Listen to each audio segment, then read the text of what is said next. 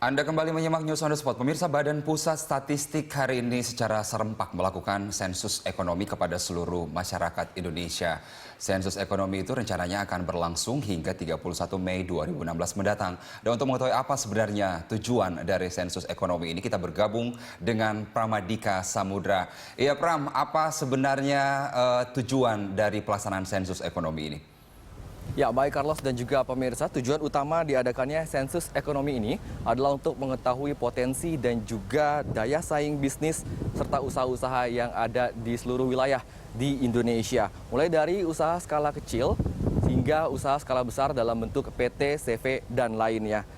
Sementara itu, memang manfaat yang dapat dirasakan dalam sensus ekonomi ini adalah masyarakat dapat mengetahui peluang bisnis yang terdapat di seluruh wilayah di Indonesia dan juga daya saing bisnis yang terdapat pada wilayah-wilayah itu. Selain itu, sensus ekonomi ini juga secara tidak langsung dapat membantu pemerintah dalam mewujudkan pembangunan di sektor ekonomi.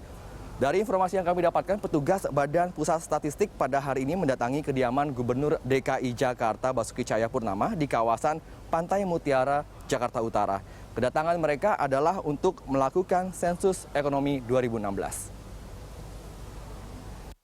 Dalam sensus tersebut, petugas BPS melontarkan sejumlah pertanyaan ke Ahok. Mereka mempertanyakan terkait jumlah orang yang tinggal bersamanya dan usaha apa saja yang sedang dijalani Ahok.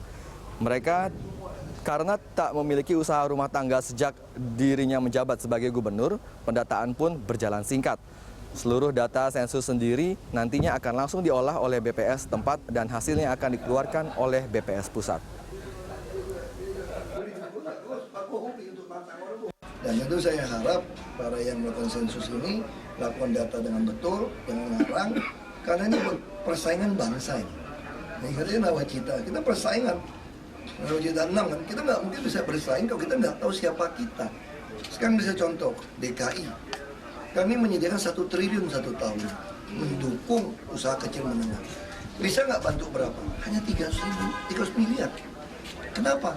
Kita nggak punya data para PKL. Pada waktu saya masuk jadi gubernur, dari Wagub, saya sudah minta semua PKL didata supaya kita tahu siapa mereka.